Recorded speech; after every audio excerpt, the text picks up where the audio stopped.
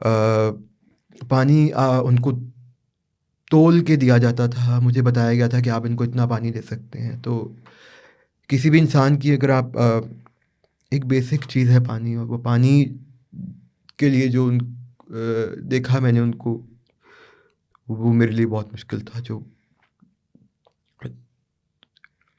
ये है कि ये प्रोस्थेटिक बाजू है मेरा जो मैं पहनता हूँ, और ये अब तो बिल्कुल टूट गया है 2-3 साल पहले, जैसे मैंने आपको ये बताया तो कि क्रैक्ड है यहाँ से जी हाँ, बिल्कुल। ये क्रैक्ड है और ये मुझे पिंच भी करता है। इनफैक्ट ज़ख्म बन जाते हैं मेरी बाजू पे इसकी वजह से। मैंने अपने घर वालों के लिए इतनी मेहनत की है कि मैं ठेले पे सब्जियां भी बेचता था। सब कुछ लोग ऐसे हैं जिन लोगों ने जिनने बहुत मदद की पापा की। हमजा शरीफ थे, उन्होंने उनको बुलाते थे, अपने साथ लंच करवाते थे। पापा की डायलिसिस हो रहे थे शरीफ मेडिकल सिटी में, तो वहाँ पे नवाज़ साहब जब भी नमाज़ पढ़ने के लिए आते, जुम्मा पढ़ने के लिए आते थे, तो पापा से स्पेशली मिलते थे। वो आते थे, उनका हाल पूछते थे, वो उनके लिए फ्रूट बास्केट भिजवाते थे। और शरीफ मेडिकल सिटी क्योंकि उन्हीं का है, तो वहाँ पे पापा की डायलिसिस और ट्रीटमेंट सब फ्री था। ट्रांसजेंडर हैं अलमास बॉबी, उनके साथ उन्होंने मिलकर एक बैंड बनाया जिसका नाम था बालम ग्रुप, जिसमें पापा जो थे वो लीड सिंगर थे, कमेडियन थे, और अलमास बॉबी जी वॉज द डांसर। पापा तकरीबन 2 साल तक सिर्फ ढोलकी बजाते थे, उनको बोलने की इजाज़त नहीं था। फैमिली से उनको म्यूजिक वगैरह नहीं मिला था? नहीं, पापा सुहेल अंकल को बोलते थे कि ये तो मेरा हीरो है। वो बहुत प्यार करते थे सुहेल साहब से। जी, जब लाइक इसमें स्क्रिप्ट स्क्रिप्ट निकल गया थिएटर से स्क्रिप्ट निकल बेसिकली। गया, डांसेस आ गए। डांस भी नहीं कह सकते हैं, अगर हम ये कह सकते हैं कि वो मुजरा कल्चर आ गया था, तो वो बहुत सही बात है। तो ही बैकड आउट, वो सबसे पहले इंसान थे जिन्होंने इसको ठीक करने की ज़िम्मेदारी ली।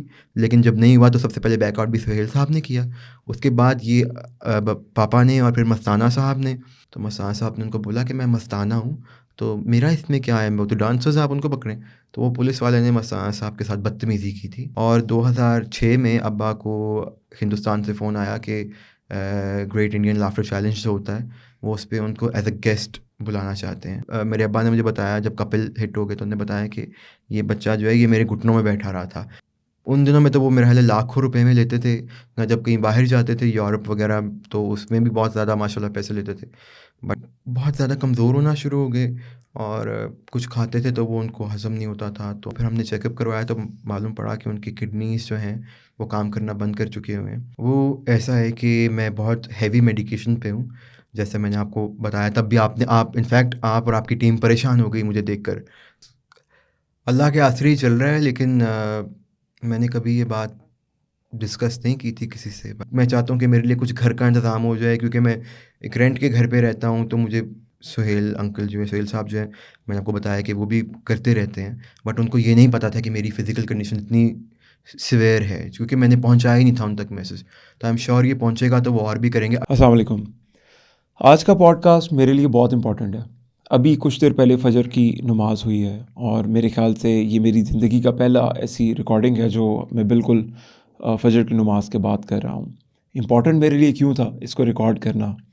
क्योंकि इसका ताल्लुक़ पाकिस्तान के उस फ़नकार के साथ है, उस लेजेंड के साथ है, जिसने पाकिस्तान के अंदर कॉमेडी की बुनियाद रखी, जिसने पाकिस्तान के अंदर लोगों को एक ऑप्रेस्ड माहौल के अंदर हँसना सिखाया। लोग तंग दस्ती में होते थे तो उनको अगर सुन लेते थे तो लोगों को खुशी होती थी, वो हँसते थे। बग़ैर किसी तारुफ़ के आपको जिनसे मिलाने लगूँ, आप उनको देख के आज परेशान होंगे। वो बब्बू बराल साहब के बेटे हैं, Nabeel Baral sahab. Thank you very much. Thank you for having me, और thank you for approaching me. और आपसे जब मेरी बात हुई, और आपके टोन में जो एक कंसर्न था, वो इतना जेन्युइन लगा मुझे कि मैंने बोला कि I want to do it as soon as possible. Nabeel, सबसे पहले आपका इंट्रोडक्शन तो ऑब्वियसली, क्योंकि आपके वालिद साहब, ऐसा शायद ही कोई पाकिस्तान में शख्स हो जिनको उनके बारे में ना पता हो। यार, कुछ मैंने जब आपकी वीडियो देखी एक, और मुझसे ना कंट्रोल नहीं हुआ, मुझे एक तकलीफ़ शुरू होगी मेरे जिस्म के अंदर कि यार पाकिस्तान में हो क्या रहा है, कि पाकिस्तान के वो आर्टिस्ट जिन्होंने पाकिस्तान के लिए ज़िंदगियाँ वक्फ कर दी और सारी उम्र स्टेज पे खड़े रहे, हँसाया। अब क्योंकि हालात इस तरह के हैं पाकिस्तान के, मैं भी बहुत परेशान होता हूँ। तो समटाइम हम परेशान होते थे ना, तो हम ना उनको सर्च करते थे बब्बू बराल को यूट्यूब के ऊपर, और अभी भी वो ज़िंदा हैं। बिल्कुल, बेशक वो हैं। वो भी लोगों के दिलों में ज़िंदा है। और यूट्यूब अभी आप ओपन करें और उनको आप सुन लें 5-10 मिनट के लिए, तो आपको एथिकल कॉमेडी मिलती थी। नबील, सबसे पहले मुझे बताएं, आपकी एक वीडियो वायरल हुई, क्या सूरत हाल है, क्या चल रहा है? वो जो वीडियो वायरल हुई वो एक्चुअली उसका इंटेंशन वायरल करने का तो नहीं था, बट लोगों का प्यार है कि उन्होंने देखा, एंड अब्बा से जो उनकी मोहब्बत थी उसका उन लोगों ने भरपूर साथ दिया मेरा, और लोगों ने उसको वायरल किया समहाउ। तो वो एक मेरी जो अभी कंडीशन है, आपने भी वो वीडियो देखी है, तो वो उसी के बारे में है। एंड अभी फ़िलहाल तो यही है, ज़िंदगी में भी ऐसा ही चल रहा है कि बस गुज़ारा हो रहा है, मुश्किल से हो रहा है लेकिन हो रहा है। इस पे नबील आते हैं। सबसे पहले नबील ये बताएं कि कैसा बचपन कैसा था? बचपन मेरा बहुत अच्छा था, अल्हम्दुलिल्लाह बचपन बहुत अच्छा था।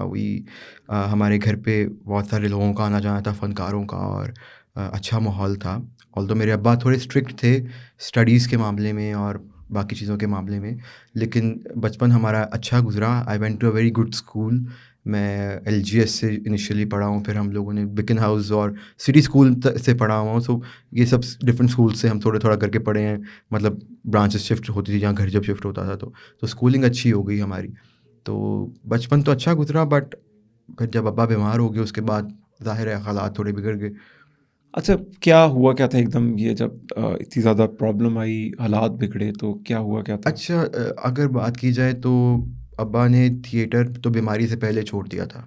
उसका रीज़न ये है कि अभी जो थिएटर, जिस तरह अभी आपने शुरुआत में बात की है, जो थिएटर आप देखते हैं या आपकी फैमिली देखती थी, वो अब थिएटर नहीं हो रहा है, और वो 2003 या 4 में ऐसा थिएटर होना शुरू हो गया था। It was very commercialised. इससे पहले थिएटर ऐसा नहीं था, लेकिन अब बहुत ज़्यादा कमर्शियलिज़्म हो गया था थिएटर में। तो आई रिमेंबर एक बार 2005 की बात है, इट वाज़ 2005, और अब्बा मेरे घर आए तो वो बहुत डिप्रेस्ड थे। अब मेरे अब्बा, आप उनके कोई भी इंटरव्यूज़ निकाल के देख लें, ही was very concerned about his country, और वो अपने काम के लिए बड़े संजीदा थे। मतलब पाकिस्तान का एक सॉफ्ट इमेज पेश करने के लिए, और कुछ भी होता था मुल्क में तो ही used to get very upset. तो वो घर पे आए and he was very upset, और मेरी अम्मा ने पूछा कि क्या हुआ है? तो उन्होंने बोला कि आज मैं जब सेट पे था, स्टेज पे था, तो मैं अपना डायलॉग डिलीवर कर रहा था, और मेरे साथ एक डांसर भी थी, उनके साथ मतलब मेरी एंट्री थी। तो पब्लिक ने बोलना शुरू कर दिया कि गाना लगाओ, गाना लगाओ। I was delivering my dialogue, और उसी के दौरान उन्होंने, मैं बोल ही रहा था तो गाना लगा दिया। तो उन्होंने बोला कि अब ये थिएटर मेरे लिए, मेरा नहीं, वो नहीं रह गया जो मैं करता था। इसी दौरान आई थिंक सुहेल अंकल ने भी छोड़ दिया हुआ था, सब बड़े-बड़े लोग छोड़ चुके थे। सो ही उन्होंने थिएटर छोड़ दिया बीमार होने से पहले। अच्छा नबील, बब्बू बराल साहब, इनका एग्जैक्टली नाम असल क्या है? क्योंकि हमारे में तो जो हमारे दिलों में वो ज़िंदा है। जी, उनका रियल नाम अयूब अख्तर है, और अयूब से बब्बू बना, और बब्बू बहराल उनको, उन आई गेस उनके उस्ताद हैं, उन्होंने दिया, रंगीला साहब ने उनका ओके। नाम में हेल्प किया। एंड उनकी भी स्ट्रगल बड़ी, उनकी जर्नी बहुत फ़ैसिनेटिंग है। अगर कभी हमें ज़िंदगी में दोबारा मौका मिला, हम इस पे भी बात करेंगे। तो उनकी जर्नी जो अभी मुझे जहाँ तक याद है, इट वाज़ ब्यूटीफुल। कैसे उनका कुछ चाइल्डहुड पता किस तरीके से वो? जी, अब्बा जो है वो सुई गैस के महकमे में काम करते थे बिफोर बिकमिंग एन एक्टर। उनको सब काम आते थे, ये इससे रिलेटेड, गैस के चूल्हे वगैरह रिपेयर करना, ये सब। और उन्होंने मुझे बताया हुआ है कि मैंने अपने घर वालों के लिए इतनी मेहनत की है कि मैं ठेले पे सब्जियां भी बेचता था, सब चीज़ें करता था। तो वो जब ज़ाहिर है ये ठेले पे सब्जियां बेचते थे, तो उनकी आवाज़ आपने शायद सुना, उनको गाना भी बहुत अच्छा गाते थे वो। हम्म। तो उनको उनको किसी ने कहा, यार तुम इतना अच्छा जब बोलते हो ना, तो उसमें बड़ा फ़नी एलिमेंट डाल देते थे। तो उनको किसी ने कहा you should do theatre and stuff, तो उन्होंने फिर रावलपिंडी में गए और वहाँ से काम की शुरुआत की। और फिर एक ट्रांसजेंडर हैं अलमास बॉबी, उनके साथ उन्होंने मिलके एक बैंड बनाया रावलपिंडी में, जिसका नाम था बालम ग्रुप, जिसमें पापा जो थे वो लीड सिंगर थे, कमेडियन थे, और Almas Bobby ji was the dancer. That's how he began his journey. और उसके बाद उनको वहाँ से किसी ने स्पॉट किया, तारक जावेद साहब जिनकी डेथ हो चुकी हुई है, उन्होंने उनको स्पॉट किया और वो उनको लेकर आए ड्रामा करने के लिए फैसलाबाद। और उन्होंने मुझे कहा कि वहाँ से फिर लाहौर लेकर आए जब, तो पापा तकरीबन 2 साल तक सिर्फ ढोलकी बजाते थे, उनको बोलने की इजाज़त नहीं दी गई थी। बट एक दिन कोई आर्टिस्ट आई गेस मिस हुआ, एंड देन उनको एक चांस मिला, एंड उसके बाद ही नेवर लुक्ड बैक। अच्छा, मैं अभी दो बातें बड़ी इंटरेस्टिंग हैं उनकी लाइफ से कि वो सब्जी का ठेला लगाते जी, थे, जी। और वहाँ पर जब वो बुलाते थे तो लोगों ने कहा यार आप बड़ा फनी एलिमेंट, हाँ और जी, हाँ ऑब्वियसली जी। सुरीले तो बहुत ज़्यादा थे। म्यूज़िक उन्होंने सीखा था? नहीं, म्यूज़िक उन्होंने अपनी मतलब लेटर ऑन सीखा है, और उन्होंने सीखा भी मैडम नूरजहाँ के उस्ताद जो थे, उनके बेटे हैं नईम खान साहब, उनसे सीखा। बट उनके अंदर इंस्टिल्ड था ये, वो म्यूज़िक यानी उनके कि अंदर था। फैमिली से उनको म्यूजिक वगैरह नहीं मिला था नहीं, जो ऐसा नहीं था, लेकिन उनके अंदर था म्यूज़िक, ही हैड ग्रेट वो सेंस ऑफ ढोलक म्यूज़िक। बजाते थे, ढोलक बजाते थे, जी हाँ। वो भी खुद ही सीखे थे जी, वो सब खुद उनके अंदर अंदर जेनेटिकली शायद कुछ ऐसा था। अच्छा, और फिर आपने बताया कि उन्होंने म्यूजिकल एक बैंड बनाया जी, जी। जिसमें अलमास बॉबी साहिबा उस पे डांस करती थी और वो गाना गाते थे जी। वहाँ पर। गाना भी नहीं सीखा उन्होंने? नहीं, गाना भी नहीं सीखा। लेकिन वो तो बड़ा प्रोफेशनल गाना हाँ गाते जी, थे। बहुत प्रोफ़ेशनल गाते थे, और लेकिन सीखा नहीं है, लेकिन सुरीले बहुत थे वो। और इसके उनकी कोई बैकग्राउंड एजुकेशन ऐसी नहीं है कि उन्होंने थिएटर सीखा हो, नहीं, ऐसा कुछ उन्होंने भी नहीं म्यूजिक है। सीखा हो। बिल्कुल नहीं। अच्छा, यानी कि सब कुदरती था जी। वहाँ पर। अच्छा, फिर वो उन्होंने स्टेज जब ज्वाइन किया तो 2 साल सिर्फ हाँ, सिर्फ़ वो खामोश बैठे रहे ढोलकी बजाने के लिए। तो और अब एक बड़ी मज़े की बात ये है कि जब वो आए थे ना, तो उनको पता नहीं क्यों शौक था विलन बनने का। वो बेसिकली बनना चाहते थे हॉलीवुड में विलन, क्योंकि उनको पता नहीं क्यों फ़ैसिनेटिंग लगता था। बट ज़ाहिर है किस्मत के और प्लान्स थे, तो वो कॉमेडियन बन गए। फिर आहिस्ता-आहिस्ता नाम शुरू हो गया। मुझे एक वाक़या याद आ रहा है, मैं उन सब शख्स का नाम नहीं लूँगा। एक बार मेरे अब्बा एक बहुत बड़े प्रोड्यूसर हैं, जो थिएटर करते हैं अभी, मतलब वो नाम नहीं मैं उनका लूँगा, बट उनके पास वो गए कि आप मुझे प्लीज़ काम दीजिए। तो उन्होंने कहा, तुमने अपनी हुलिया देखा, अपनी शक्ल देखी, अपने बाल देखे? बिकॉज़ मेरे अब्बा के बहुत लंबे बाल थे। तो उन्होंने कहा अच्छा ठीक है। और फिर वो मुझे पापा की डेथ के बाद मिले। तो उन्होंने मुझे कहा कि मैंने उस टाइम पे बब्बू को रिजेक्ट कर दिया था। तो एक टाइम ऐसा आया जब मैंने उसे अप्रोच किया अपनी एक मूवी के लिए, उनकी वाइफ़ एक मूवी बना रही थी। तो उन्होंने मुझे उस टाइम पे ये बात याद दिलाई, लेकिन ही was very kind my father उनके साथ। शायद मैं नाम ले सकता हूँ, हाँ, बल्कि हाँ। उस्मान पीरज़ादा साहब एंड समीना पीरज़ादा जी ने उनके साथ फिर एक मूवी भी बनाई। तो वो बोलते हैं कि मुझे नहीं लगता था कि बब्बू इतना आगे जाएगा, लेकिन ही वाज़ वेरी कंपैशनेट और बहुत ज़्यादा अपने काम को लेके संजीदा थे, और वो फुटपाथ्स पे भी सोए हुए हैं। उनके स्ट्रगलिंग पीरियड में उनके साथी सिर्फ़ थे मस्ताना साहब, सुहेल अंकल भी उनके साथ थे। तो ये सब लोग बेसिकली गुजरांवाले से थे, सुहेल अंकल भी, पापा भी। तो ये लोग वहाँ से एक साथ स्ट्रगल करने के लिए निकले, तो ये स्ट्रगलिंग पीरियड के दोस्त हैं। अच्छा, मैं अभी इस पे आता हूँ उनके दोस्तों पे। सबसे पहले आपने एक बात बताई, चूँकि मुझे नहीं पता थी। हमने तो उनको बगैर बालों के देखा हुआ है। नहीं, नहीं, उनके बहुत ज़्यादा लंबे बाल थे actually, he had curly hairs. अच्छा। तो वो फिर उनके बाल, अच्छा उनके बालों का किस्सा बहुत मज़े का है। जब वो थोड़े फ़ेमस हो गए, अच्छा एक चीज़ मुझे इसमें यहाँ पे बहुत ज़रूरी याद आई। अब्बा मेरे जो थे वो 90s में काम सब कुछ छोड़-छाड़ के ही वेंट टू यूएस, ठीक है? और वहाँ चले गए, और उन्होंने ये छोड़ दिया और डिसहार्टन हो गए कि यहाँ पे काम अच्छा नहीं हो रहा है। वहाँ पे वो काम करने लगे, रह रहे थे। तो एक दिन उनको वहाँ पे बोलते कि वहाँ कैसेट्स आती थी ड्रामों की। तो उन्होंने देखा, एक कैसेट पे प्ले किया, उन्होंने कहा यार काम अच्छा नहीं हो रहा है, और कसम से ही लेफ्ट एवरीथिंग, यूएस से सब कुछ छोड़-छाड़ के वापस आ गए। वहाँ पर कर क्या रहे थे एग्ज़ैक्टली वो? वो कुछ और जॉब्स कर रहे थे, लेकिन ये है कि वो अगर वहाँ रहते तो शायद वो कुछ और कर सकते थे, बट उनको अपने काम से मोहब्बत थी, अपने मुल्क से मोहब्बत थी, सब कुछ छोड़-छाड़ के वो वापस आ गए। उन्होंने कैसेट्स जो देखी पाकिस्तान की वहाँ हाँ, पर देखी? उन्होंने कहा कि थिएटर जिस किस्म का हो रहा है, मैं आपको उसको बताता हूँ, उसके बाद उन्होंने आगे किया क्या था।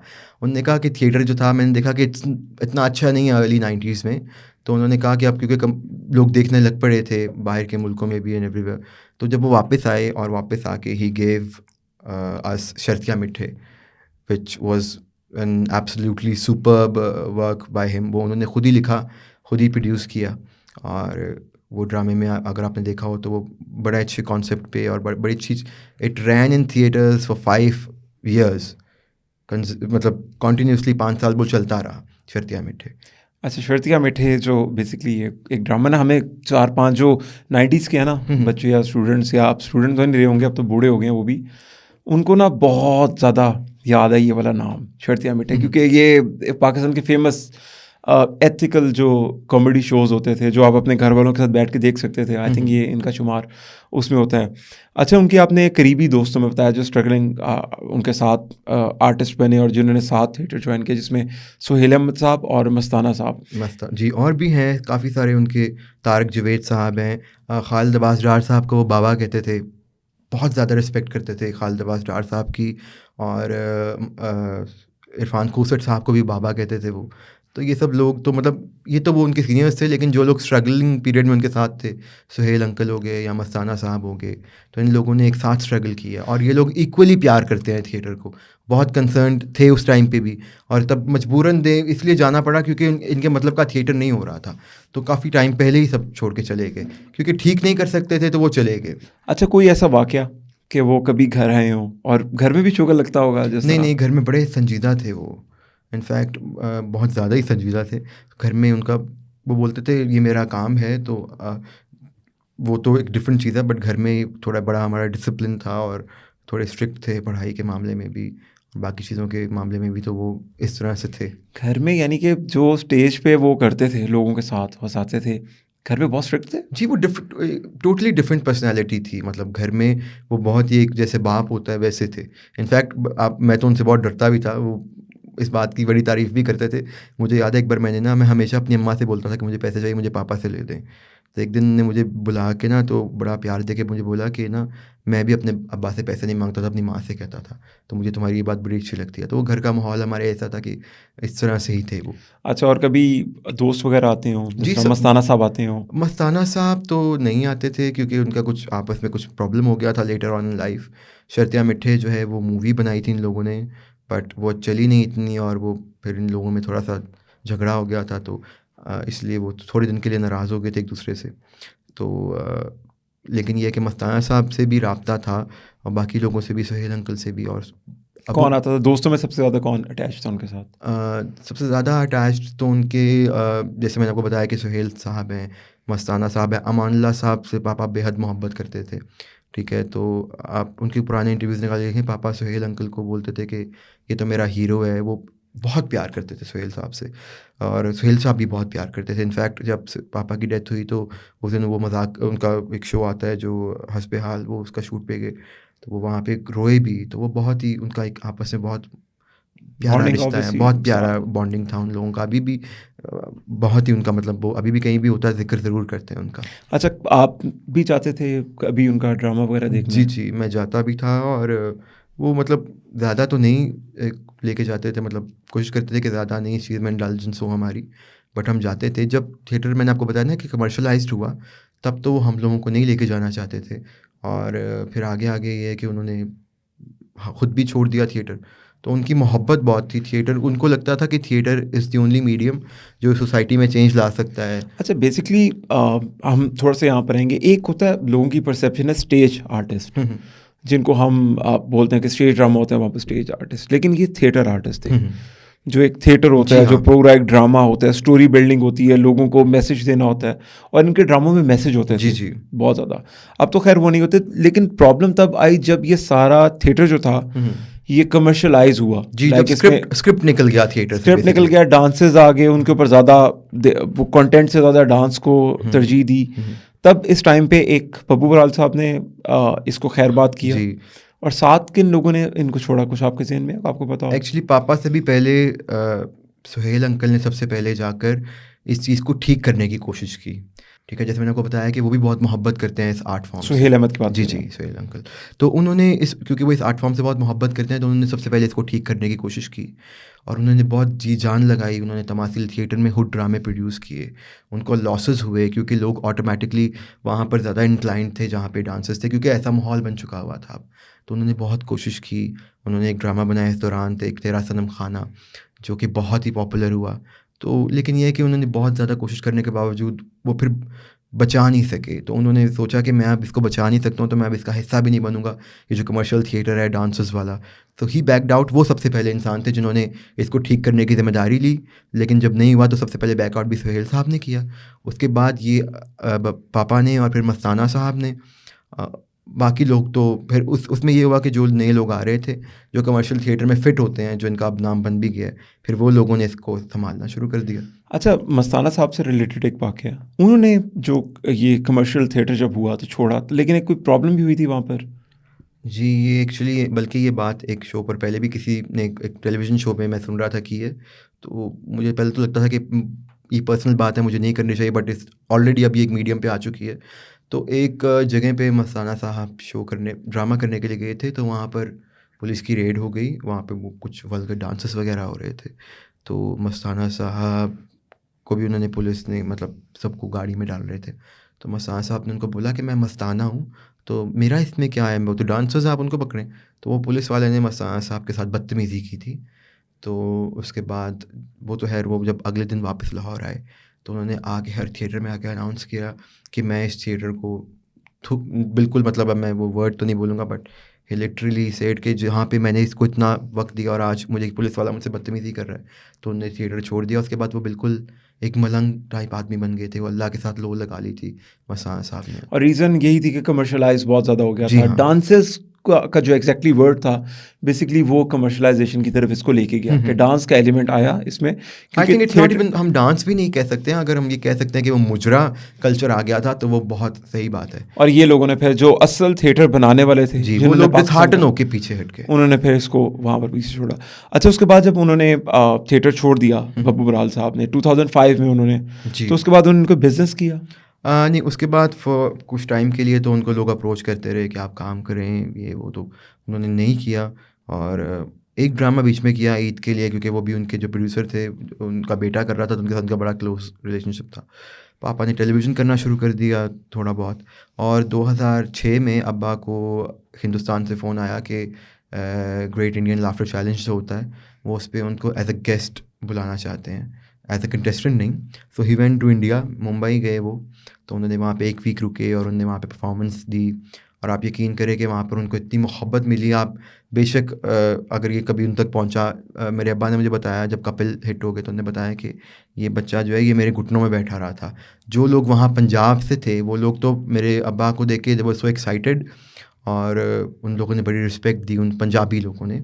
और फिर वहाँ पे उस टाइम शेखर सुमन साहब आई गेस हो थे उसमें जज, और सिद्धू साहब, तो उन लोगों ने तो बहुत प्यार दिया पापा को। आई थिंक यूट्यूब पे हैं भी वो क्लिप्स। हाँ हाँ, ऑब्वियसली मैं वही बता रहा हूँ कि जो आपके वालिद साहब हैं बब्बू बराल साहब, वो उनकी वफ़ात नहीं हुई, वो ज़िंदा हैं। हाँ जी, वो अभी भी मैं ज़िक्र कर रहा था किसी से उनके बारे में, और आपका मैंने ज़िक्र किया कि मैंने उनके साथ एक रिकॉर्डिंग करनी है, तो वो अभी वो जानते थे उनको पूरा पता था। उसने मुझे सारे जी, उनके जी। ड्रामों के बारे में बताया, क्योंकि वो समहाउ कहीं ना कहीं पर आर्काइव में सेफ है। और जो कॉमेडी का कंटेंट वहाँ पर था, जो मैसेजेस थे, वो तो अभी तक लोगों के दिलों में बिल्कुल। बिल्कुल घर करके बैठे हुए हैं। अच्छा, उसके बाद फिर इंडिया गए। इंडिया के बाद हाँ, इंडिया गए। इंडिया से उनको बहुत प्यार मिला और वहाँ पर फिर तब हालात अच्छे थे पाकिस्तान और दोनों। इंडिया हाँ, के। इंडिया और अच्छा, एक बात बताइएगा कि जो रेम्यूनरेशन थी, लाइक जो इसकी फ़ीस होती थी थिएटर करने की, वो उससे गुजारा हो जाता था? No, it wasn't that good जितनी अभी है। अभी तो माशाल्लाह थे। असल में पता है, अब वो मैं आपको बताता हूँ, क्योंकि अब सोशल मीडिया का इन्वॉल्वमेंट ज़्यादा आ गया है। उस दौर में इतना नहीं था, तो तब अपॉर्चुनिटीज़ भी नहीं थी इतनी। और थिएटर के लिए मतलब ऑल्दो अब्बा was one of the highest paying actor, but ये चीज़ आपको भी पता होगी कि एक्टर्स लोगों का मेंटेनेंस के भी खर्चे हैं और बाकी चीज़ों के भी। तो वो उस चीज़ के लिए वो इतना कुछ बना नहीं सके। मुझे लोग अक्सर पूछते हैं कि आप क्या कुछ ऐसा कुछ नहीं हो सका, बट वो सिर्फ थिएटर करते थे। बता सकते हैं पर डे क्या लेते थे वो? पर डे तो नहीं, बट वो एक स्पेल होता है। पर ड्रामा? मतलब 20 दिन का होता था तब। तो उन दिनों में तो वो मेरे ख्याल है लाखों रुपए में लेते थे। ना जब कहीं बाहर जाते थे यूरोप वगैरह, तो उसमें भी बहुत ज़्यादा माशाल्लाह पैसे लेते थे, बट अच्छी अमाउंट लेते थे। लेकिन बात ये है कि क्योंकि वो अपने गाँव से, अपने घर से अकेले थे जो इस फील्ड में आए थे, तो वो बहुत सारे लोगों को पालते भी थे। और आपको पता है एक्सपेक्टेशंस लग जाती हैं लोगों की, तो उन्होंने अपना कुछ बना नहीं सके। उसका रीज़न यही है कि वो बहुत लोगों के काम आते थे, तो जो भी आता था वो उसको स्पेंड कर देते थे। ज़बरदस्त, ज़बरदस्त। मेरा एक और बहुत इंपॉर्टेंट क्वेश्चन है। आपने बताया उनके बड़े लंबे करली बाल थे, जी, कब जी। कटवाए उन्होंने? वो ऐसा हुआ था, एक फ़िल्म आई थी, ये भी बहुत मज़े का वाक़या है। उन्होंने मुझे खुद ही बताया कि रावलपिंडी में वो जा रहे थे। जैसे मैंने आपको बताया कि वो ग्रुप में एक उन्होंने बनाया था, तो वो जा रहे थे, तो अलमास बॉबी के साथ वो पिंडी में एक जा रहे थे, मरी रोड पे एक सिनेमा में मूवी देखने के लिए। तो गुज़रते-गुज़रते उन एक भाई ने, एक आदमी ने उनसे पूछा किधर जा रहे हो? तो एक फ़िल्म आई थी बिगड़ियाँ नस्लां या समथिंग लाइक दैट।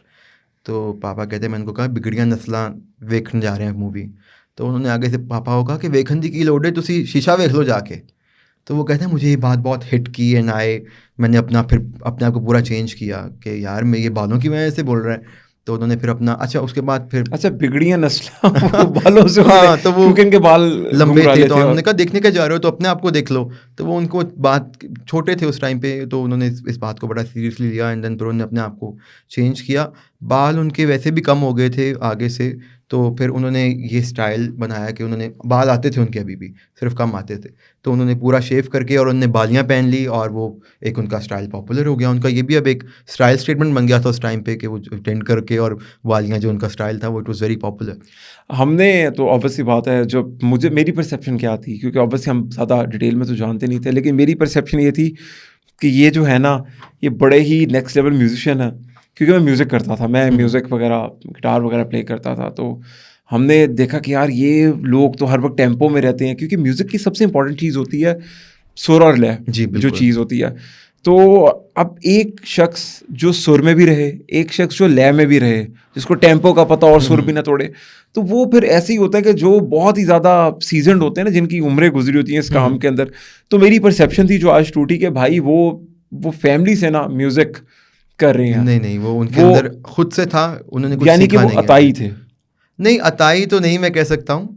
नहीं, म्यूज़िक के मामले में तो अताई म्यूज़िक हुए के ना। मामले में अताई थे, मैं अब उसको बाकी उसमें I wouldn't go into the details, but हाँ, म्यूज़िक के मामले में अताई इन द सेंस कि म्यूज़िक की सेंस तो देखें, जिस जो ऐसे लोग होते हैं उनके अंदर इंस्टिल्ड होता है, तो म्यूज़िक की सेंस तो थी नहीं उन्हें। सेंस नहीं, जो अताई और जो ढारी का कॉन्सेप्ट नहीं, होता नहीं, है ना। अताई नहीं थे वो, अब मैं और नहीं बताऊँगा कि वो क्या थे, अच्छा लेकिन चले। अताई नहीं थे। मैं बल्कि in fact I find it very offensive जब कोई अताई बोलता है हमें, या कुछ भी आप समझते हैं कि अच्छा, अताई नहीं कैसा। नहीं, मैं तो पर्सनली अपने आप को, हम तो अताई बोलते हैं, क्योंकि हाँ, हमने तो बस क्योंकि आप हाँ, चीज़ें वो सीखी जी, और उसके सीखी। बाद इसको। लेकिन जो हाँ साहब लोग होते हैं, उनके अंदर इंस्टिल्ड होता है, जैसे इवन मस्ताना अमानुल्लाह साहब बहुत अच्छा गाते थे, आपने कभी सुना हाँ। हो तो। तो इनके अंदर ये चीज़ होती है कि ये आर्टिस्टिक लोग होते अच्छा, हैं। ये जो प्रैक्टिस भी करते थे घर में? बहुत ज़्यादा अपने गाने को लेके वो बहुत सीरियस थे। अभी इनफैक्ट वो कोशिश थी उनकी कि वो गाएँ आगे। हाँ, आपने अभी ये मुझे एकदम बातों-बातों में बात याद आ गई, जब उन्हें थिएटर छोड़ा, तो उनका फ़ोकस था गाना करने पे। तो ओके। वो हिंदुस्तान से जब वापस आए तो उन्होंने प्रॉपर्ली उसकी तालीम ली गाने की, और वो जिससे मतलब सीखा बड़े अच्छे से। तो एक बार मैंने उनसे पूछा, मैंने कहा पापा आप जिनसे सीख रहे हैं आप उनसे ज़्यादा अच्छा गाते हैं। तो उन्होंने मुझे बोला बेटा मुझे पता है, लेकिन आपको कोई भी काम करना है उसके लिए आपको एक उस्ताद चाहिए, ताकि आपको उसकी बेसिक्स और सब चीज़ें पता हो। तो यानी म्यूज़िक करना चाह रहे थे वो? जी, जी, वो करना चाह रहे थे, लेकिन फिर वो बीमार हो गए उसके बाद। अच्छा, बीमार कैसे हुए? ये अब एक बड़ा क्रूशियल क्वेश्चन है। पापा का आई गेस 2006 में जब वापस आए वो हिंदुस्तान से, उसके बाद फिर वो अपने म्यूज़िक में लग गए और उसके लिए मतलब रिहर्सल्स एंड ये सब चीज़ें करना शुरू हो गए। तो बहुत ज़्यादा कमज़ोर होना शुरू हो गए, और कुछ खाते थे तो वो उनको हज़म नहीं होता था, तो हमें लगा, उन्होंने पहले सोचा फूड पॉइज़निंग ये है। इंडिया से जब आए हैं वो, हाँ जी, लाफ्टर चैलेंज करके? उसके बल्कि इमीडिएटली ऐसा हुआ उसके आने के बाद ना, जब वो आए तो वो बहुत ज़्यादा बीमार हो गए, मतलब उनको उल्टियाँ आ रही हैं, फूड पॉइज़निंग लगी। तो मैंने कहा पापा आपको क्या हो गया है? तो बोलते हैं कि वहाँ का खाना मुझे सूट नहीं किया, तो वहाँ पे राजमा चावल मैंने मँगवा के देखा, पता नहीं कोई एक्सोटिक चीज़ है, तो वो लाल लोबिया था, तो वो कहते हैं कुछ ऐसा मज़े की चीज़ नहीं थी वहाँ पे। तो प्रॉब्ली शायद मुंबई का खाना उनको सूट नहीं किया, हमें भी यही लगा। तो जब तबीयत ज़्यादा बिगड़ गई तो वो फिर हमने चेकअप करवाया, तो मालूम पड़ा कि उनकी किडनीज़ जो हैं वो काम करना बंद कर चुके हुए हैं। और ये भी एक बड़ी बात है, मुझे याद आ गई कि पापा ने हमें नहीं बताया कि उनकी किडनीज़ ख़राब हो गई हैं। उन्होंने खुद हॉस्पिटल गए, उनको डायग्नोस हुआ जबकि किडनीज़ ख़राब हो गई हैं, तो उन्होंने ये बात छुपा ली हम लोगों से, और वो इसका खामोशी से बैठ के अपना गाना सीखते थे, और उल्टी आती थी तो वो बताते कि हो जाएगी, स्टेबल हो जाएगी तबीयत, मुझे सिकनेस है शायद, वो मैं आया हूँ दूसरे मुल्क से इसलिए। तो एक दिन ऐसे ही मेरी अम्मा बीमार हुई, तो मैं उनको लेकर गया उस हॉस्पिटल में जहाँ पे पापा भी जाते थे। तो उन बातों-बातों में बात निकली, उन्होंने कहा आपको बब्बू साहब अब कैसे हैं? तो मैंने कहा हाँ जी, अभी भी उनको उल्टियाँ वगैरह आ रही हैं। तो वो कहते हैं इस तरह तो होता ही है जब जब इंसान के किडनीज़ काम करना बंद करते हैं। तो वो हमारे लिए इतना शॉकिंग था कि उन्होंने 6-7 महीने ये बात हमसे छुपा के रखी। क्योंकि हम लोग छोटे थे बच्चे, हम लोग तो उनने इस बात को बताया ही नहीं, तो वो चीज़ तो एक ऐसे जैसे पैरों से ज़मीन निकल जाती है। तो फिर आके हमने उनको कन्फ्रंट किया कि पापा आपने क्यों नहीं बताया? तो उन्होंने ये बोला कि मैं चाहता था कि आप लोगों को मैं ना बताऊं, जब मेरे पास कोई इसका इंतज़ाम हो जाए, कुछ ट्रीटमेंट मैं अपनी इसका देख लूं क्या हो सकता है, फिर मैं आप लोगों को, ताकि आप लोगों को परेशानी ना हो। तो वो उनका कंसर्न हमारे साथ ही था। लेकिन खैर वो फिर उस आहिस्ता-आहिस्ता वो उनकी हेल्थ डिटोरिएट हो गई, और अ, बिगड़ने लग गई तबीयत उनकी।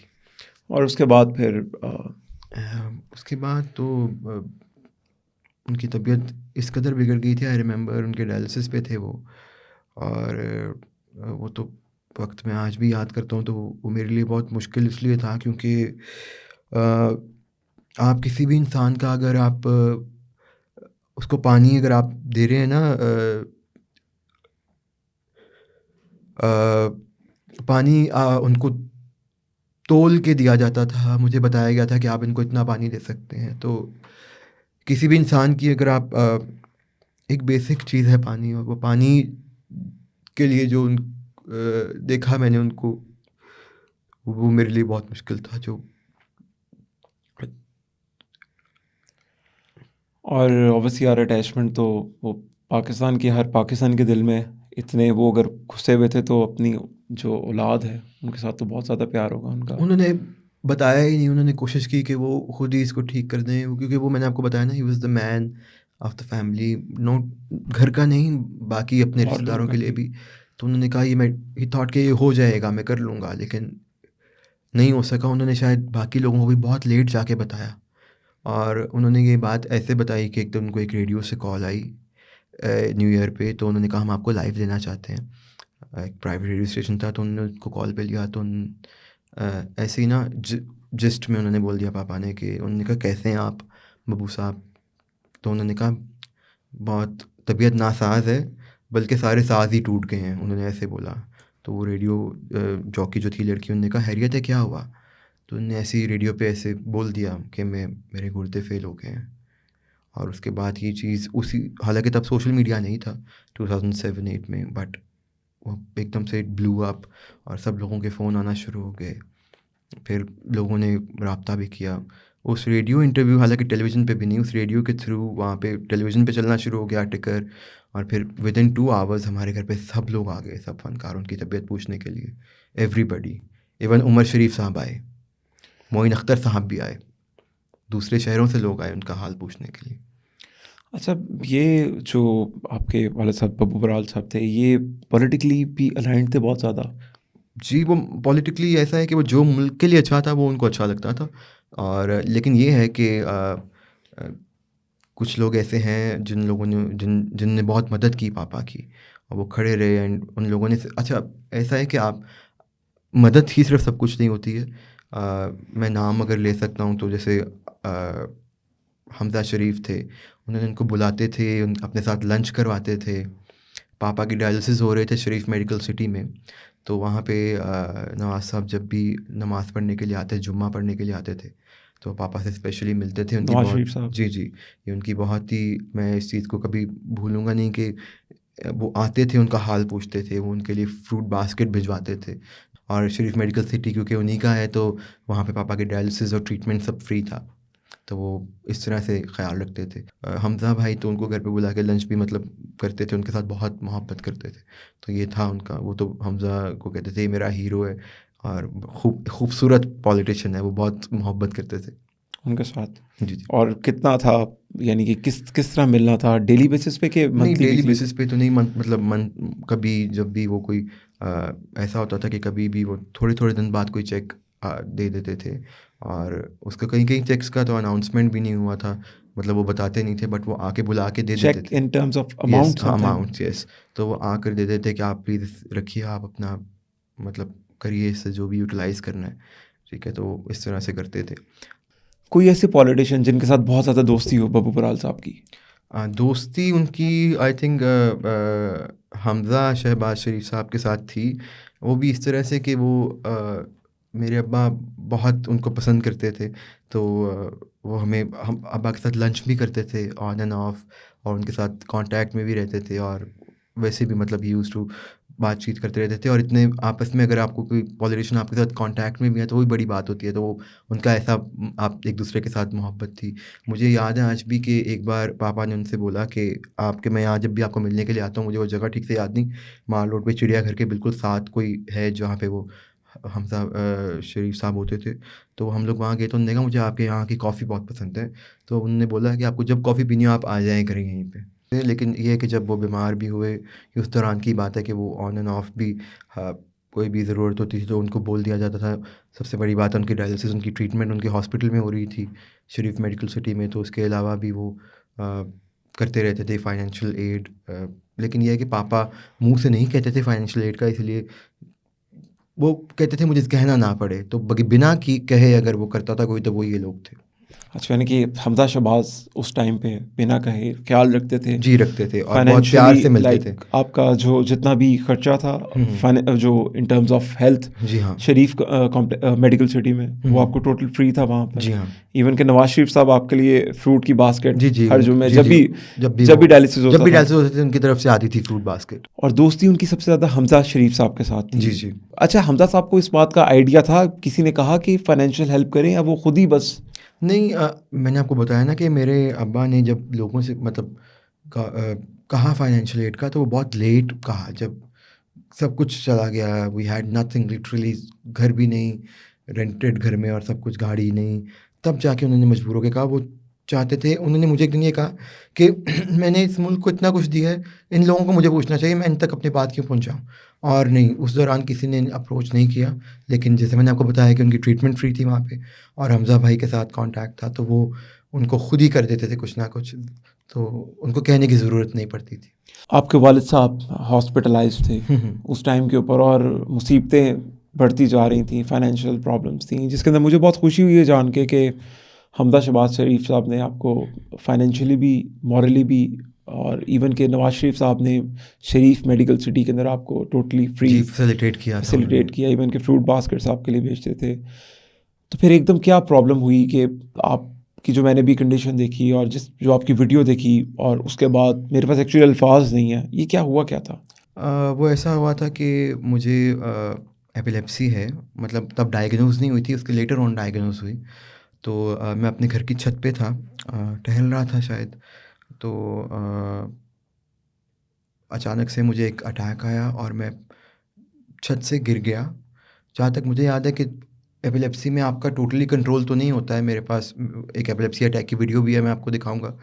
तो उसमें मुझे इतना कॉन्शियसनेस तो नहीं होता कि मेरे साथ क्या हो रहा है, बट फिर भी in the back of my mind मुझे था कि मैं शायद गिर रहा हूँ या कुछ हो रहा है गलत मेरे साथ। तो मैं अपने घर की छत, क्योंकि वो जो मेरा घर है जहाँ पे हम रह रहे थे, रेंट का घर था, उसकी ना जो बैरियर था वो बहुत छोटा था और मेरी लो इधर पेट तक आ रहा था। तो जब मैं स्लिप हुआ हूँ, तो मैंने जल्दबाजी में ऐसे हाथ किया, तो वो मेरा हाथ जो था लेफ़्ट हैंड, वो 11,000 वॉट की तार के ऊपर पड़ गया, क्योंकि वो हमारे घर के बहुत इतने डिस्टेंस पे थी। मैं यहाँ था और वो तार यहाँ पे थी। वो इस पे पड़ा और उसके बाद मुझे कोई होश नहीं थी। मुझे जो लोग नीचे थे उन्होंने बताया कि आपके बॉडी में से जैसे फायरवर्क्स होते हैं उस तरह से पटाखे निकल रहे थे, और मैं वो 3 स्टोरी बिल्डिंग से नीचे गिरा। और ये तो सुना है कि उधर ही जल के आधा-आधा उँगलियाँ जल गई, सब उतर गया था। क्या आपका हाथ उस टाइम पे? जी हाँ, ये जल गया। ये तो हाथ मेरा प्रोस्थेटिक है, ये मैं आपको बताता हूँ, ये भी मैंने खुद लगवाया हुआ है 2-3 साल पहले। खुद नहीं, मैं मतलब कुछ एक दोस्त है मेरे, वहाज, वो करते हैं इसमें मेरी हेल्प ऑन एंड ऑफ, और एक हमारी एक्ट्रेस भी हैं, उनका नाम, वो मना तो करती हैं मुझे लेने से, लेकिन मैं ज़रूर लूँगा, रेशम जी, उन्होंने ये इसके लिए मेरी मदद की। तो खैर ये अभी उन तक ये मेरी मैसेज पहुँचा नहीं, वरना वो दोबारा अप्रोच करेंगे। ये है कि ये प्रोस्थेटिक बाजू है मेरा जो मैं पहनता हूँ, और ये अब तो बिल्कुल टूट गया है 2-3 साल पहले, जैसे मैंने आपको ये बताया तो कि। क्रैक्ड है यहाँ से जी हाँ, बिल्कुल। ये क्रैक्ड है। मैं देख सकता हूँ जी, इसको जी, आप प्लीज? देख सकते हैं प्लीज़। और ये क्रैक्ड है और ये मुझे पिंच भी करता है, इनफैक्ट ज़ख्म बन जाते हैं मेरी बाजू पे इसकी वजह से। ये क्रैक आपके बिल्कुल यहाँ पर जी हाँ। स्कार्स आए हुए हैं। जी हाँ, वो इसीलिए आए हुए हैं क्योंकि ये उस जो क्रैक्ड है वहाँ से पिंच हो जाता है, और उसकी, वो मैं आपको पहले भी बता चुका हूँ कि इसकी ये प्रॉब्लम है, बट ये एक्सपेंसिव होता है? जी हाँ, ये एक्सपेंसिव होता है। खास मटेरियल का होता है हाँ, ये? कुछ की कहीं जर्मनी से इम्पोर्ट होता है, और ये इसकी डिफरेंट किस्म की वैराइटीज़ होती हैं, तो एक्सपेंसिव होता है, फ्रॉम 1 लाख टू 5 लाख, तो वो डिफरेंट होता है। बट मैं आई कुडंट अफोर्ड ज़्यादा महंगे वाला, तो जैसे मैंने आपको बताया कि जो लोगों ने मेरी मदद की उन लोगों के हिसाब से तो मैं ये ले सका था। अभी मैंने विटनेस भी किया जब आप नीचे आए, तो आप, लाइक, मौसम बहुत अभी गर्म, पंखा चलाने की ज़रूरत नहीं है, लेकिन आप स्वेटिंग हो रही थी आपको। जी हाँ। वो ऐसा है कि मैं बहुत हेवी मेडिकेशन पे हूँ, जैसे मैंने आपको बताया, तब भी आप इनफैक्ट आप और आपकी टीम परेशान हो गई मुझे देखकर। तो आप लोगों ने कहा पंखा चलाएँ भाई, आपकी तो बहुत एकदम से पसीने आ रहे हैं, और सीढ़ियाँ, आम बंदा सीढ़ियाँ उतरने में जितना टाइम लगाता है, मेरा ख़्याल है मुझे 15-20 मिनट सीढ़ियाँ उतरने में ही लग गए, इतनी स्टेयर्स भी नहीं है। तो उसका रीज़न ये है कि एक तो मैं बहुत ही हेवी मेडिकेशन पे हूँ जिसमें एंटीबायोटिक्स हैं, और दूसरा मैं बहुत सीवियरली एनीमिक हूँ, मतलब मेरी खून की बहुत शदीद कमी है, तो मैं आयरन सप्लीमेंट्स पे हूँ। मुझे खून लग नहीं सकता है क्योंकि मुझे रिएक्शन हो जाता है उसका, तो इसलिए मैं आयरन सप्लीमेंट्स पे हूँ। तो उसका रिएक्शन ये होता है कि बॉडी का टेम्परेचर थोड़ा इस तरह से हो जाता है, तो वो है। कभी आपको फ़ील हुआ ये जो आपके साथ एक वाक़या हुआ, आपके सडनली आपके फ़ादर की डेथ हो गई और ये वाला एक प्रॉब्लम आ गया कि मैंने आपकी टाँगों को विटनेस की है, लाइक वो मसल्स जो हैं उसके कट चुके जी हुए हाँ। हैं, चलने में आपको बहुत ज़्यादा प्रॉब्लम है, तो किस तरह चल रहा है सब कुछ? बस अल्लाह के आसरे ही चल रहा है, लेकिन मैंने कभी ये बात डिस्कस नहीं की थी किसी से, बट अभी मैं अब एक ऐसी सर्टेन एज में आ चुका हूँ, ऑल्दो 30 साल कोई उम्र तो नहीं है, बट ज़ाहिर है जब आपके साथ एक बीमारी हो और एक डिसेबिलिटी हो तो आप उस तरह से, अब मैं अपने इस एज में आके जब से 30s में आया हूँ, मैं उतना एक्टिव नहीं रह सका हूँ और बॉडी में अब उतनी जान नहीं है, तो इसीलिए मुझे अब ये इसके बारे में कहना पड़ा, वरना मैं जब तक कोशिश कर रहा था कि मैं खुद मैनेज करूँ, मैंने किया। और जैसे मैंने आपको बताया है कि 2-3 लोग ऐसे हैं जिनका मैं नाम भी लूँगा इनफैक्ट, जिन लोगों ने हेल्प किया। तो लेकिन अब ये था कि अब आपने मेरी वीडियो भी देखी है एंड आपने विटनेस भी किया है कंडीशन को। अब it is very difficult for me to survive without assistance, तो ये है। मैं मेरे पास तो अल्फाज नहीं है, ऑब्वियसली मैं जिस इस टाइम पे कैफियत में हूँ, मेरे पास लिटरली उस बात के अल्फाज नहीं है। मैं चाहूँगा कि ज़रूर एटलीस्ट गवर्नमेंट तो इस चीज़ का कोई अभी हल निकाले कि पाकिस्तान के वो सितारे, वो लेजेंड्स जो अभी भी ज़िंदा हैं, जिनका बच्चे बच्चे को नाम पता है, जिन्होंने एथिकल कॉमेडी की, थिएटर का कॉन्सेप्ट पाकिस्तान में दिया, अगर उनके जाने के बाद उनकी फैमिली इस हालात में, और आप घर के खुद जी हाँ। सबसे बड़े बच्चे आप ही हैं जी और हाँ। आप इकलौते बेटे हैं, हुँ। और आपके साथ अगर ऐसी सिचुएशन आई है, तो सबसे पहले जो मैं इसमें ऑब्वियसली एज अ सोसाइटी, क्योंकि आपके वालिद साहब के हम लोग भी फ़ैन हैं, आपको देख के भी एक इंस्पिरेशन मिल रही है कि किस तरीके से आप ज़िंदगी गुजार रहे हैं अपनी, और मैंने कुछ चीज़ें विटनेस की, आपको देखने के बाद असल चीज़ों का पता लगता है। तो ये मेरी एक छोटी सी फैसिलिटी है, यहाँ पर हम लोग रिकॉर्डिंग्स भी करते हैं, यहाँ पर वीडियो एडिटिंग भी होती है, तो आपको अगर लगे कि आप माशाल्लाह बहुत गुड लुकिंग आदमी हैं, थैंक यू। कि आपको कभी वीलॉग्स करने हैं या आपको अपना यूट्यूब चैनल बनाना है, जी, जी। आपको कुछ भी करना है, तो ये फैसिलिटी आपके लिए थैंक यू, बहुत शुक्रिया। 24/7 बहुत अवेलेबल है। शुक्रिया, बहुत शुक्रिया। लेकिन इसके साथ ही मेरी रिक्वेस्ट होगी कि जो आला हुकाम है, अब वो इसको ज़रूर देखें। हमज़ा शरीफ साहब ने बाद में कुछ आपका राब्ता नहीं रहा उनके साथ? नहीं, मेरा राब्ता नहीं रह सका उनके साथ। हालाँकि जो कंवल नुमान साहिबा थी, उनको उन्होंने ही भेजा था मेरे पास मेरी ट्रीटमेंट के लिए। बट पता है, आप ये समझ सकते हैं कि एक तरफ मेरे अब्बा बीमार हैं, एक तरफ मैं हॉस्पिटलाइज़्ड हूँ। तो वो माहौल ऐसा नहीं था कि मैं किसी से भी राब्ता खुद कर सकूँ और उन तक मेरा पैगाम भी नहीं पहुँचा, आई गेस। मैं उम्मीद करूँगा कि आपका जो करंट सिचुएशन हुँ, है, हुँ। क्योंकि प्रॉब्लम में मैं समझ सकता हूँ कि जो लोग अभी पूरी कैपेसिटी में हैं, हुँ, हुँ। उनके लिए सर्वाइवल बहुत मुश्किल हुआ है। बिल्कुल। हालात कुछ इस तरीके से हैं पाकिस्तान के, और मुझे ये भी पता कि आप किस फेज़ से गुज़र रहे होंगे। लेकिन एक पर्सनल क्वेश्चन है, अगर आप जी, इजाज़त जी। दें तो। आपके वालिद साहब के बहुत करीबी दोस्त थे जिन्होंने साथ स्टार्ट किया। हुँ, हुँ। कभी कोई राब्ता नहीं हुआ आपका उनके साथ, या आपका पैगाम पहुँच सका, या जी। आपने कभी कोई मैसेज नहीं किया? जी, मैं बता देता हूँ। अ, ऐसा नहीं है कि उन लोगों तक, मतलब मैंने खुद भी उन तक मेरे शायद वो पैगाम पहुँचा नहीं सका। देखिए, अभी वक़्त ऐसा है कि आपको अपनी बात पहुँचानी पड़ती है। ऐसे बहुत कम लोग होते हैं जो आपके साथ कॉन्टैक्ट में रहें। जैसे कि 2-3 लोग ऐसे हैं जो कि मुझसे खुद राब्ते में रहते हैं, जिनमें मैं नाम ले सकता हूँ अगर तो। एक मेरे दोस्त हैं वहाज, वो एक फूड चेन के हैं मालिक, और वो मेरे स्कूल फ्रेंड हैं, तो वो मेरे साथ ऑन एंड ऑफ राब्ते में रहते हैं, हेल्प्स मी मंथली बेसिस पे। देन देयर इज़ एक एक्ट्रेस हैं जिन्होंने मुझे मना किया अपना नाम लेने से, बट मैं फिर भी लूँगा। रेशम जी, कुछ भी होता है कहीं पे भी, नॉट सिर्फ मेरा नहीं, किसी भी फ़नकार, किसी भी चीज़ में कुछ भी, सबसे पहले वो औरत आगे आती है, ऑल्दो वो अकेली हैं, but she comes forward and she helps people. मैंने उन तक ये बात पहुँचाई ही नहीं, खुद ही। अभी जब ये वीडियो देखी तो शी कॉल्ड मी एंड वो बहुत परेशान थी, शी वाज़ क्राइंग कि तुमने मुझे क्यों नहीं बताया। उसका रीज़न ये है कि वो अकेली औरत है, मैं देखता हूँ वो जिस तरह सबकी इतना कुछ कर रही होती हैं, तो मैं कहता हूँ कि मैं उनको एक और चीज़ के लिए मैं परेशान ना करूँ, बट उन्होंने मुझे राब्ता किया एंड वो मेरे साथ इन टच हैं, शी इज़ वेरी काइंड, वो करती रहती हैं मदद। उसके अलावा और तो मेरा अभी किसी के साथ ऐसा ख़ास राब्ता नहीं हुआ, क्योंकि पैगाम नहीं पहुँचा, शायद इसके थ्रू इंशाल्लाह पहुँच जाए तो लोग खुद अप्रोच कर लें।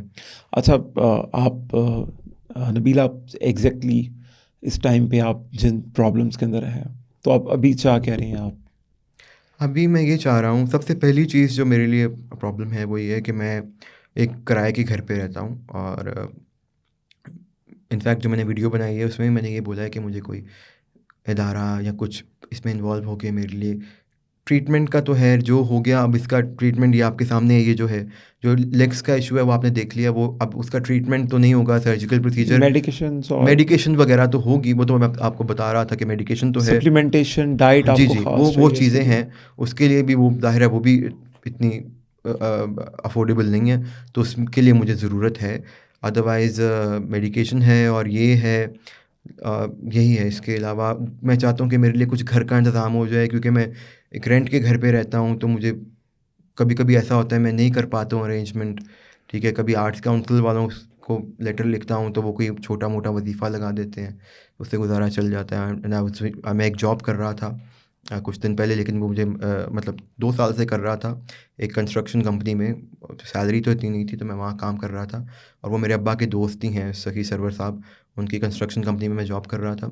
तो मुझे सैलरी दे रहे थे, लेकिन 4 महीने पहले जैसे मैंने आपको बताया कि मैं एनीमिक हूँ और बहुत ज़्यादा खून कम हो गया मेरा, तो मैं वहाँ पे आई कोलैप्स्ड। तो उनका स्टाफ मुझे हॉस्पिटल लेके गया, जहाँ पे ब्लड टेस्ट हुए तो पता लगा कि इतना सीवियर एनीमिया है। मेरा एचबी जो है वो 7 पे था तब, 7.5 या 8 पे था, जो अब जाके 11 पे हुआ है। तो मैं काम वहाँ पे नहीं कर सका, मैं घर आ गया, तो उन्होंने मुझे फिर भी, I am very thankful to him कि वो मुझे आधी सैलरी देते हैं सखी साहब, कि जब तक आप थोड़ा स्टेबल नहीं हो जाते हैं। बट वो आधी सैलरी में ये है कि मेरा घर चलना तो मुश्किल है। या आर्ट्स काउंसिल से जो चेक कभी आ जाए, कभी ना आए, ऐसा नहीं कि बिल्कुल ही नहीं आता, लेकिन आता भी है तो वो ऐसा वजीफ़ा है कि उसमें 10-15 हज़ार में कुछ भी नहीं होता आजकल। तो मैं अपनी मेडिकेशन देखूँ या मैं अपने घर के खर्चे पूरे करूँ, अपने यूटिलिटी बिल्स देखूँ, तो वो सब चीज़ें हैं। ये है कि मैं ऑफ़न टाइम्स, ये बात भी सच है कि मैं अपनी हेल्थ को इग्नोर करके मैं कोशिश करता हूँ कि मैं पहले अपने घरेलू ज़िम्मेदारियाँ, चाहे घर का किराया हो या बिल हो या कुछ हो, मैं सब पहले उसको देखता हूँ, जिसकी वजह से मैंने ये गलत किया कि मैंने अपनी हेल्थ को इग्नोर कर दिया और आज मैं ज़्यादा ही बीमार हो गया हूँ। अभी जो आपके ऊपर ज़िम्मेदारियाँ, उसमें घर का खर्चा और आपके घर में आपके जो बहनें हैं, जी, जी। उनकी पढ़ाई भी आप देख रहे हैं? पढ़ाई तो नहीं, क्योंकि वो पढ़ाई छूट गई, आगे कंटिन्यू नहीं कर सके, क्योंकि आपको मैंने जैसे बताया कि मैं भी हॉस्पिटल में था, पापा भी हॉस्पिटल में थे, तो पढ़ाई तो हम लोग इतना पढ़ ही नहीं पाए बच्चे। इनफैक्ट मैं आपको, जो भी मुझे पूछता है वो मानता नहीं है इस बात को, बट मैं सिर्फ 8वीं जमात तक पढ़ा हूँ, मैं 8th ग्रेडर हूँ, इससे ज़्यादा मैं नहीं पढ़ा हूँ। और ना ही मेरी मतलब यही है कि इतना ही पढ़ा हूँ। लेकिन ये है कि अब पढ़ाई तो नहीं, लेकिन ये है कि बस ये है कि अल्लाह करे कुछ बेहतर बंदोबस्त हो जाए। मैं विटनेस इस बात का कि अब आप जब स्टेयर्स से उतर के, ये 4-5 स्टेयर्स हैं, आपने जब वो क्रॉस की तो आप स्वेट थे और आपकी 30 साल उम्र है। आपका ये मैं देख के मुझे, मेरे पास अल्फाज नहीं है, ये ब्रेक हुआ है और इसके स्कार्स उसके इनके ऊपर आपको दर्द देते होंगे। आपकी जो टांगे हैं उसके ऊपर, उसके जो मसल फाइबर्स हैं वो कट चुके हुए हैं जी हाँ। फ्रंट साइड से, जिनको हम थाइस बोलते जी हैं, हाँ, वो है ही नहीं है। वो हैं ही नहीं आपके, और आप फिर भी सरवाइव कर रहे हैं। अब जब आप हेल्थ के इतने इस फेज़ के अंदर आ गए हैं कि आपकी बॉडी आपको इजाज़त नहीं दे रही, आपकी डाइट, आपको बॉडी आपकी डाइट मांग रही है और आप डाइट अफोर्ड नहीं कर सकते, आपका घर रेंट पे है, तो क्या सर्वाइवल का क्या मोड है आपके पास इस टाइम पे? सर्वाइवल का तो यही है, इसमें मेरी बस ये गलती है कि मैंने अपना मैसेज कभी, आई डिडंट ट्राई टू कि लोगों तक पहुँचे वो। चाहे वो हमारे अपने लोग हैं, फ़नकार बरादरी यार, या अब कुछ। जिनके बेटे हैं ना, तो खुददारी तो इसमें आप में नहीं होनी तो किस में होनी है? मैं एग्ज़ैक्टली यही बात है कि मैंने खुद भी उन तक पैगाम नहीं पहुँचाया, क्योंकि जैसे मैंने आपको बताया कि अब्बा भी कहते थे कि हमें खुद अप्रोच करें, शायद वो मेरी सोच गलत है या सही है नहीं। बट अभी मैं मजबूरी में आके जब मैंने ये वीडियो सोशल मीडिया पे वायरल होना शुरू किया, तो अब यकीनन उन तक बात पहुँच जाएगी। मैं ये नहीं बोलता हूँ किसी ने मुझे अप्रोच नहीं किया, मेरी उन तक बात पहुँची नहीं है और मैंने शायद उन लोगों को खुद अप्रोच भी नहीं किया। कौन-कौन लोग हैं यार? जो भी पापा के दोस्त हैं, कोलीग्स थे, जो अब यकीनन ये देखेंगे, उन लोगों को मेरी इस कंडीशन का मालूम ही नहीं था, टू बी ऑनेस्ट। जैसे मैंने आपको बताया ना कि मैं बहुत ब्रेव फ्रंट रखता हूँ हमेशा, लेकिन आप शायद मैं आपके सामने भी कभी इतना मतलब ब्रेक डाउन ना होता, लेकिन आपने मेरी कंडीशन अनफॉर्चुनेटली देख ली जब मैं नीचे आया, तो आपको समझ आ गई कि मेरी कितनी तबीयत ख़राब है। तो मैं बस यही है मेरी कोशिश है कि जो लोगों तक ये बात पहुँचे, जो प्यार करते हैं मेरे अब्बा से, जो उनके कोलीग्स हैं, जैसे कि और इवन अब मैं नाम लेना चाहूँगा, जैसे कि एक प्रोड्यूसर हैं सही सरवर साहब, वो मेरी हेल्प करते हैं, वो घर में कुछ ना कुछ सपोर्ट करते हैं, वो चीज़ों के साथ हमें हेल्प करते हैं और उन्हीं के थ्रू मतलब वो सुहेल अंकल जो हैं वो भी ही सेंड्स हेल्प, पर उन तक ये बात नहीं पहुंची हुई है कि मेरी कंडीशन क्या है, ठीक जो है? अभी करंट कंडीशन है वो वो उनको उन नहीं तक पता। नहीं पहुंची है, इसमें किसी का कसूर नहीं है कि उन क्योंकि मैंने बात पहुंचाई नहीं ना, मुझे ऐसा प्लेटफॉर्म भी ऑब्वियसली नहीं यार मिला लाइफ था। इतनी बिजी जी, है, वो भी एग्जैक्टली। इतने उनके ऊपर भी इतने जी हाँ। काम है। वो मॉडल टाउन में रहते हैं जी जी। यहाँ पर, तो मैं अक्सर उनको मस्जिद में उनको देखते हैं हम लोग, वो बड़े रेगुलर हैं, नमाज पढ़ते हैं। तो कोशिश तो करूँगा कि उनको भी आपका मैसेज पहुँचे। क्योंकि उन तक पहुंचा नहीं, क्योंकि अगर पहुंचा होता तो वो खुद अप्रोच करते हैं। जैसे कि रेशम जी की मैंने अभी जिक्र किया ना, उन उन तक भी मैंने उनको अपनी कंडीशन नहीं बताई थी, वो मेरे साथ ऑन एंड ऑफ टच में रहती हैं। नबील, जो मौजूदा मैंने आपकी अभी विटनेस की है चीज़ें, लाइक ये जो आपका, इसको क्या एग्जैक्टली बोलते हैं? इसको प्रोस्थेटिक आर्म कहते हैं। ये सारा टेयर ऑफ हुआ हुआ एक साइड जी जी। से, जिसके स्कार्स विजिबल हैं हम्म। आपके बाजू के ऊपर, तो ऑब्वियसली बहुत ज़्यादा पेन करता होगा। इसको कितने साल हो गए हैं? इसको लगे हुए इस वाले को तो ये मैंने रिसेंटली बनवाया था, मतलब 3-4 साल पहले, 3 साल आई गेस पहले, जिसमें मेरे दोस्त एक हैं, उन्होंने हेल्प की, वहाज और रेशम जी ने हेल्प की। जो उन्होंने मुझे मना किया था ये बताने से, बट मैं अभी बताना चाहता हूँ। तो उन्होंने इसमें हेल्प की और वो अकेली ऐसी लेडी हैं जो खुद हर ज़रूरतमंद को ना राब्ता करके पूछते हैं कुछ चाहिए आपको। रेशम जी, इनकी पर्सनैलिटी ऐसी है कि वो मुझसे खुद ऑन एंड ऑफ राब्ते में रहती हैं और मुझसे ये गलती तो नहीं मैं कहूँगा, मैंने रेशम जी तक अपनी ये पहुँचाई ही नहीं कंडीशन, क्योंकि मुझे पता है वो अकेली औरत हैं, आप सबको इस बात का पता है। अकेली औरत और उनकी जो चाइल्डहुड रहा वो बड़ा मुश्किल था, बिना माँ-बाप के, और बहुत छोटी उम्र से मेहनत कर रही हैं, ठीक है? और वो जितना खाने बना के डिस्ट्रीब्यूट करती हैं। नो डाउट वो वुमेन एम्पावरमेंट की एक बहुत बड़ी जी, जी। मिसाल है और वो चीज़ें इस कि ऐसे इंसान को मैं अपनी बताता तो वो शायद तकलीफ़ में आ जाती। ख़ैर उन्होंने ये वीडियो देख के मुझे अप्रोच किया सोशल मीडिया से और वो रो रही थी और मुझे बोल रही थी, बेटा आप मुझे बताते हैं आपको क्या चाहिए, एंड उन्होंने मुझे बोला कि मैं भी कुछ करूँगी आपके लिए, और वो करती भी रहती हैं ऑन एंड ऑफ। जैसे मैंने आपको बताया वीडियो देख के उन्होंने अप्रोच किया, इसी तरह आप ये भी देख के लोगों तक बात पहुँचेगी। और दूसरी बात है कि जैसे मैंने आपको बताया कि पैगाम पहुँचा नहीं लोगों तक, तो जैसे सुहेल अंकल जो है, सुहेल साहब जो हैं, मैंने आपको बताया कि वो भी करते रहते हैं, बट उनको ये नहीं पता था कि मेरी फ़िज़िकल कंडीशन इतनी सिवियर है, क्योंकि मैंने पहुँचाया ही नहीं था उन तक मैसेज। तो आई एम श्योर ये पहुँचेगा तो वो और भी करेंगे, अभी भी वो करते हैं। ही हेल्प्स सखी साहब और सुहेल अहमद, जो मिल के करते हैं वो जितना कर सकते हैं, पर मैंने उन तक कभी बात पहुँचाई नहीं। अब पहुँचेगी तो यकीनन वो अप्रोच खुद करेंगे। आपको वैसे पहुंचा देनी चाहिए थी, क्योंकि लाइफ इतनी बिजी हो गई है। हाँ जी, मैं एग्ज़ैक्टली। अक्सर उनको, क्योंकि वो हम सेम ब्लॉक में रहते हैं, तो मैं हुँ, अक्सर उनको मस्जिद में विटनेस करता हूँ कि वो मस्जिद में आते हैं। फिर उनका प्रोग्राम भी होता है एक दुनिया जी न्यूज़ पे, हाँ। बहुत ज़्यादा पाकिस्तान का सबसे top rated show I think hmm, hmm. जो उनका है। तो आई थिंक बिजी तो बहुत ज़्यादा होते होंगे, जी। तो आपको मैसेज खुद हाँ, पहुंचाना मेरे चाहिए से ये था। गलती हुई, मैंने उनको मैसेज पहुँचाया ही नहीं, क्योंकि मैं चाहता था कि चले कोई ना कोई रास्ता, क्योंकि वो मैंने आपको बताया ना वो ऑलरेडी भी करते हैं। तो लेकिन उनको ये नहीं बताया था कि मेरी कंडीशन अभी इतनी डिटोरिएट हो गई है, और अभी उन तक मैं पहुँचाऊँगा इंशाल्लाह, और वो मुझे मालूम है कि वो भी करेंगे और भी लोग करेंगे इंशाल्लाह, but I am very hopeful कि लोगों तक बात पहुँचेगी। और दूसरा ये है कि मैं चाहता हूँ कि मुझे बहुत उम्मीद है हमारी पाक फ़ौज से। हमारे मुल्क में जब भी कोई हादसा होता है ऐसा, कोई क्लाइमेट चेंज की वजह से या किसी भी चीज़ की वजह से, सबसे पहले उसमें हमारी फ़ौज जाती है लोगों की सपोर्ट के लिए, जिस तरह से वो आगे जाते हैं। तो मुझे बहुत उम्मीद है ये मेरी बात हमारे जो आर्मी चीफ़ हैं हाफ़िज़ साहब तक पहुँचे और वो मुझे अप्रोच करें किसी तरह से। आई एम वेरी श्योर वो करेंगे भी, उन तक ये बात पहुँचेगी तो, क्योंकि वो आप ये जानते हैं, मैं आपसे डायरेक्टली मुखातिब हूँ एक तरह से, कि मेरे अब्बा ने इस मुल्क के लिए इतना कुछ किया और मैं इस मुल्क का एक शहरी हूँ। तो आप लोग तो आपका इदारा तो हमेशा हर इंसान के लिए मदद के लिए पहुँचता है, जो जिनकी आवाज़ नहीं पहुँच पाती है लोगों तक। तो मैं बहुत होपफुल हूँ कि मुझे हमारी आर्मी भी इंशाल्लाह सपोर्ट करेगी, मेरे लिए कुछ इंतज़ाम ज़रूर करेगी। परमानेंट सॉल्यूशन कोई? हाँ, कोई परमानेंट सॉल्यूशन निकालेगी इंशाल्लाह। आई एम वेरी होपफुल कि इदारे से हमारी पाक फ़ौज से मुझे ज़रूर मदद आएगी। और मेरी गवर्नमेंट इदारों से भी ये रिक्वेस्ट है कि वो मुझसे रब्ता करें।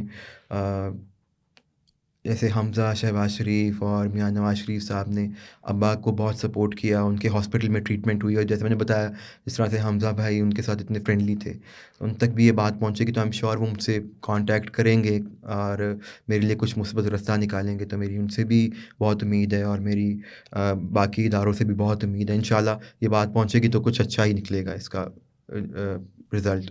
मुझे एक चीज़ के लिए भी मैं बहुत होपफुल हूँ और मैं इस बात के लिए बहुत खुश हूँ कि पाकिस्तान में पहली बार किसी भी मतलब पहली खातून वज़ीर आला आई हैं and she is doing fabulous work, Maryam Nawaz ji. और मुझे यकीन है कि जब ये उन तक बात पहुँचेगी तो वो भी ज़रूर आएंगी सपोर्ट के लिए, क्योंकि मैं उनको देखता रहता हूँ जिस तरह से वो एफ़र्ट कर रही हैं और मैं बेहद खुश हूँ जिस तरह वुमेन एम्पावरमेंट के लिए भी वो काम कर रही हैं। मुझे यकीन है कि उन तक ये बात पहुंचेगी तो वो भी ज़रूर आएंगी and I am very hopeful.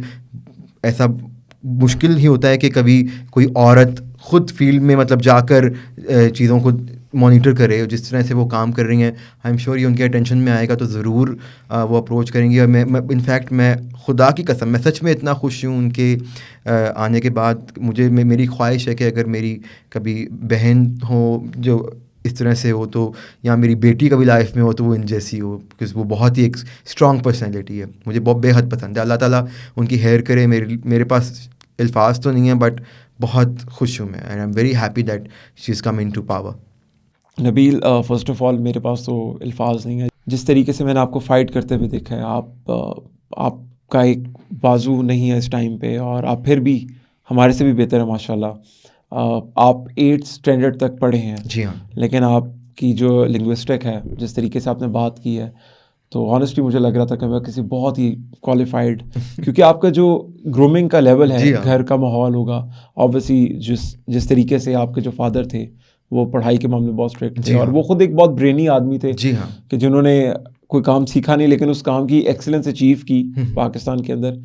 तो आपको भी अगर मौका मिले तो मुझे पता आप किसी चीज़ से पीछे नहीं रहेंगे। इंशाल्लाह जी बिल्कुल। तो मेरी तो रिक्वेस्ट है सबसे, मैंने आपको कहा भी कि ये फैसिलिटी जो मैंने बनाई है, इस फैसिलिटी में कैमरे हैं, मेरे दोस्त हैं जो साथ हम लोग दोस्त ही आपस में काम करते हैं। यहाँ पर लाइट्स, कैमरे, ये पॉडकास्ट का जो सामान है, माइक्स वगैरह, आप हैं भी माशाल्लाह बड़े गुड लुकिंग।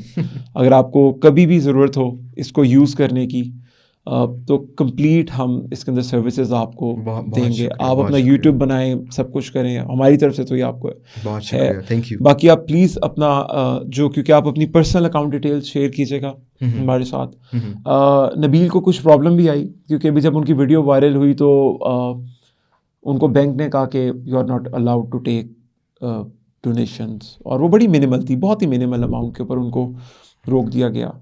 तो मैं नबील का नंबर भी शेयर करूंगा यहाँ पर, मैं नबील का पर्सनल अकाउंट भी शेयर करूंगा, तो काइंडली इनसे एक दफ़ा कांटेक्ट करें। ये उस बाप के बेटे हैं जिन्होंने एथिकल थिएटर को पाकिस्तान में उसकी बुनियाद रखी, और जिस टाइम पे वो कमर्शलाइजेशन की तरफ गया वहाँ पर जो टिपिकल एग्जैक्टली मुजरा कल्चर जब स्टार्ट हुआ तो इन लोगों ने क्विट कर दिया उसको, इन्होंने छोड़ दिया जिस चीज़ की इन्होंने बुनियाद रखी पाकिस्तान में। तो मैं चाहूँगा और मुझे उम्मीद भी बहुत है कि जो पाकिस्तानी है ना ये बड़ा ख्याल करते हैं दूसरे का, इसमें कोई शक नहीं है। मुझे बहुत सारे लोगों ने अप्रोच किया भी और बहुत दुआएं भी कर रहे हैं मेरे लिए, और मेरे लिए यू आर सो काइंड कि आपने आज फजर की नमाज के बाद मुझे टाइम दिया, और ये फ़ौरन मेरे ख्याल से 5-6 बजे सुबह का टाइम है जब हम इस रिकॉर्डिंग को कर रहे हैं। Because I was looking forward to it. मैंने बताया ना आपको, आपने जिस तरह से मुझसे बात की, आपकी कॉल आई ना, आपकी टोन में इतना कंसर्न था कि मैंने सोचा कि मैं आपके पास उसी वक्त आ जाऊँ। तो मैंने जैसे ही कोऑर्डिनेट हुआ मैं आ गया। नहीं Nabeel, you are so kind. मैं ज़रूर चाहूँगा हमारे पास जितनी भी एक्सपर्टीज़ होंगी, जितनी भी रीच होगी, जितनी भी स्ट्रेंथ होगी, कभी भी आपको ज़रूरत हो यू आर मोस्ट वेलकम। और मैं उम्मीद करता हूँ कि मैं कोशिश भी करूँगा कि ये वीडियो और मेरी ऑडियंस भी कोशिश करे कि इन क्लिप्स को ज़रूर सुहेल अहमद साहब के पास, रेशम जी उनके राब्ते में हैं, और भी जितने लोग हैं, हमजा शहबाज साहब, क्योंकि उन्होंने हमेशा जब भी इनकी लाइफ में प्रॉब्लम आई, इनके वालिद साहब की तबीयत ख़राब हुई, उनके डायलिसिस हो रहे थे, तो उन्होंने इनको फाइनेंशियली भी हेल्प किया। इवन कि जब ये शरीफ मेडिकल सिटी के अंदर इनके डायलिसिस होते थे इनके वालिद साहब के, तो टोटल फ्री था, और नवाज शरीफ साहब पर्सनली फ्रूट जी बास्केट हाँ। वहाँ पर भेजते थे। तो बहुत प्यार मिला इन्हें। अब वो कुछ एक गैप आ गया, तो ये जो गैप आया, इस गैप को किसी तरीके से ख़त्म करवाएं, दोबारा वो कांटेक्ट इस्टेब्लिश करवाएं। Nabeel, thank you so much अपना टाइम देने के बहुत लिए। शुक्रिया, थैंक यू। और मुझे बहुत अच्छा लगा आपसे मुलाकात करके। और आप ना हमारे लिए बहुत बड़ी मोटिवेशन है, जिस तरीके से आप फाइट कर रहे हैं ना, जो आपका ये कैमरा वो रिकॉर्ड नहीं कर पाया जो हमने देखा है, और कुछ चीज़ें हैं हम दिखाना भी नहीं चाह रहे हैं। हाँ, वो अच्छा है, लेकिन ये है कि मैं चाह नहीं रहा था कि वो आप विटनेस करें, बट वो मुझे मालूम नहीं था कि मुझे सीढ़ियाँ उतरनी पड़ेंगी, और मैं सोच रहा था कि यार अभी इनको पता लग जाएगा कि मैं कितनी तकलीफ़ में हूँ। मैं कोशिश करता हूँ मैं अपनी तकलीफ़ ज़्यादा मत दिखाऊँ लोगों को, लेकिन आपने अल्लाह की तरफ से वो आपने विटनेस कर लिया, और आप एक गवाह भी बन चुके हैं मेरी तबीयत के। ये जो बॉडी की पेन, जब आपकी बॉडी में मसल फाइबर्स ना हो, और आपकी बॉडी में फिर वेट उठाने की कैपेसिटी ना हो, और आप उसके ऊपर ज़रूरत से ज़्यादा वेट डालें, तो आपके मसल्स बिल्ड नहीं होते, क्योंकि मसल्स हैं ही नहीं आपकी बॉडी में। तो बहुत स्केरी सिचुएशन से नबील गुजर रहे हैं। इन्होंने ज़िंदगी के 10-12 साल इस तरीके से गुजारे कि इनको आपके साथ बात ना करनी पड़े, ये गायब रहे मंजर आम से, इन्होंने ख़ुद सर्वाइव किया। लेकिन अब हालात इस तरीके से ख़राब हो रहे हैं कि उनका सर्वाइवल मोड उनकी हेल्थ के ऊपर इफ़ेक्ट कर रहा है। इनके पास डाइट्री नहीं है, इनके पास न्यूट्रिशन नहीं है, इनके पास डॉक्टर को चेक करवाने की फीसेस नहीं है, ये रेंटेड हाउस में रह रहे हैं, इनको एजुकेशन, इनकी फैमिली को एजुकेशन नहीं, जो कि एक फंडामेंटल राइट है हर इंसान का, वो नहीं इनको मिल रहा। और ये उस फनकार के बेटे हैं जिसने पाकिस्तान में एथिकल ड्रामे की बुनियाद रखी। तो आप लोग प्लीज़ इनका थोड़ा बहुत ख्याल ज़रूर करें। इनका जितनी भी डिटेल्स हैं वो नीचे मैं शेयर करूँगा, और मैं परमानेंट लगा दूँगा, लाइक मैं उसको ना पूरा पॉडकास्ट के दौरान वो फिक्स रहेंगी। जी, थैंक यू। तो और आप इनसे रब्ता करें, मिले ज़रूर, हाँ, मुझसे मुलाकात भी बल्कि कीजिए आप ज़रूर लोग। इनसे मिलें, और बहुत अच्छा आपका इंटरेक्शन रहेगा, और आप मोटिवेट फील करेंगे बहुत ज़्यादा। नबील भाई, thank you so much time देने के बहुत लिए। शुक्रिया, थैंक यू फॉर हैविंग मी। ये मेरा पहला एक्सपीरियंस है किसी भी पॉडकास्ट का, और मैं आपसे फ़ोन पे ही I was so comfortable talking to you, और I was looking forward to this. और मुझे मालूम है कि आपके थ्रू मेरी बात पहुंचेगी ऐसे लोगों तक जिन तक मैं पहुंचाना चाह रहा हूँ। तो thank you for having me. Thank you so much Nabeel, thank you.